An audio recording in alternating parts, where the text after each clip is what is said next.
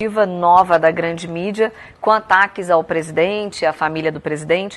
De que maneira o senhor avalia essa guerra midiática contra o governo Bolsonaro e qual a principal regra desse jogo? Há uma obsessão de parte da imprensa para derrubar o governo Bolsonaro. Isso é claro, é nítido, é só verificar como as matérias de jornais são parciais. Tem acontecido uma série de coisas boas no governo, não é o caso de enumerar aqui, mas muitas coisas boas têm acontecido. A equipe de ministros, e eu não quero me incluir nisso, mas a equipe de ministros em algumas áreas é excepcional, tem feito muita coisa e a imprensa faz questão de omitir. E faz questão de tentar, de todas as formas, provocar ou uma cisão ou um choque contra a população, de jogar a população contra o governo Bolsonaro, porque o Bolsonaro foi o único sujeito capaz de modificar o panorama político do país. O país estava entregue à esquerda, a uma teoria, a uma ideologia socialista que cada vez se alargava mais, né? Se tornava mais atuante, cada vez eles tinham menos adversários, e o Bolsonaro surgiu até do nada, porque eu acompanhei a campanha do Bolsonaro desde que ele tinha 2% de possibilidade de voto. E ninguém acreditava que o Bolsonaro fosse ganhar. Então, eles torceram contra, trabalharam contra e não foram bem-sucedidos. Isso é uma grande frustração, porque eles sentiram que aquele indivíduo, que era o único capaz de mudar esse aspecto político, chegou ao poder. Então, eles agora têm que trabalhar para derrubar o governo Bolsonaro de qualquer maneira, porque ele se afastou completamente dos dogmas socialistas que estavam conduzindo a política brasileira. Então, nós vamos continuar enfrentando isso. Mas enquanto nós formos atacados pelos mesmos inimigos que estiveram muito ativos durante a campanha, é sinal que nós estamos certos. O Bolsonaro sempre diz isso e eu acho que o presidente tem toda a razão. Por que em um país tão violento como o Brasil, o projeto anticrime do ministro Moro foi colocado na gaveta para ser discutido em outro momento pelo presidente da Câmara e sabe-se Deus quando? O ministro Moro defende desde o início que isso poderia ter acontecido em paralelo.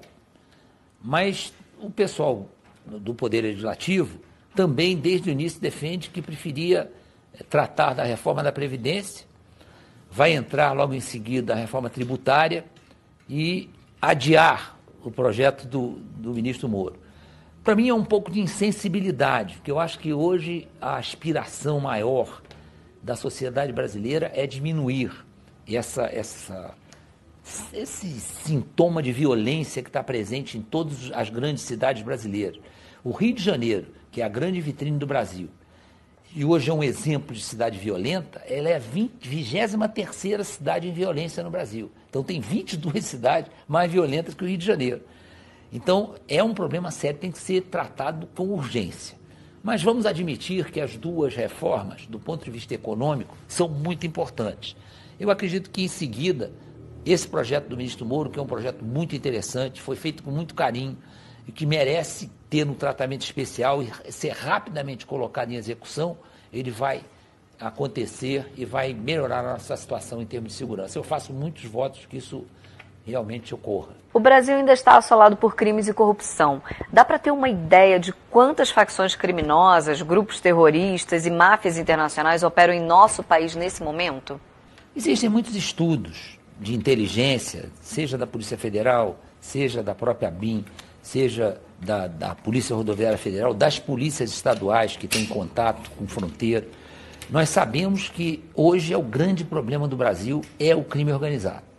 Eu tenho dito que nós estamos correndo um sério risco de nos transformarmos num narcopaís, porque cada vez mais as nossas organizações criminosas crescem.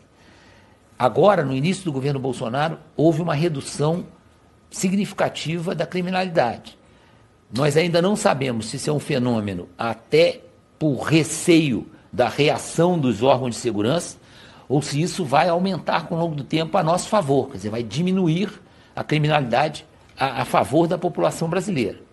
O que nós temos certeza é o seguinte: as únicas empresas, e vou usar o termo porque não considero mais inapropriado, as únicas empresas que têm seguido os mais modernos manuais de gestão são as organizações criminosas.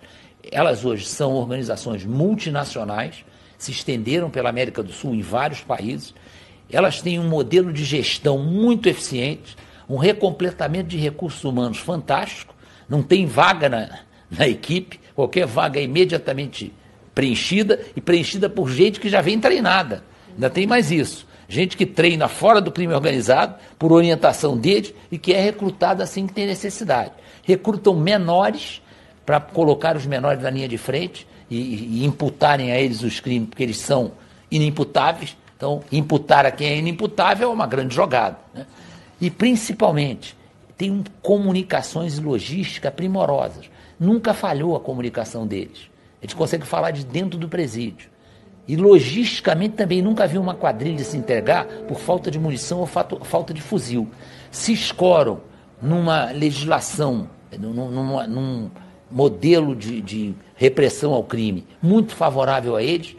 O nosso Código Penal é extremamente benevolente, eles se valem disso para se eternizarem, porque passam 10 anos na cadeia, daqui a pouco estão na rua de novo, comandam o crime de dentro da cadeia, todos eles têm dinheiro suficiente para a família viver o resto da vida, e nós temos que nos cuidar muito. E eu acho que essa energia contra o crime é fundamental. Nós precisamos parar de defender o direito de bandido e passar a defender realmente os direitos humanos.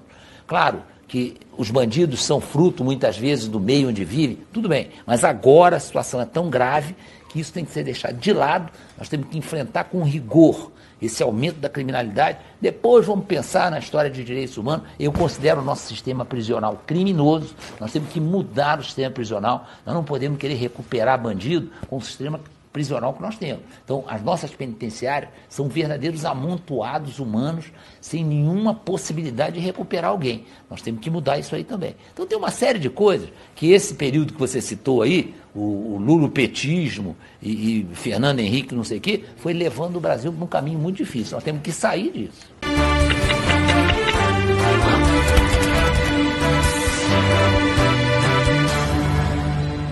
Numa escala de 0 a 10, qual o risco dessas facções tentarem matar o presidente ou algum de seus ministros? Há risco de surgir um novo Adélio?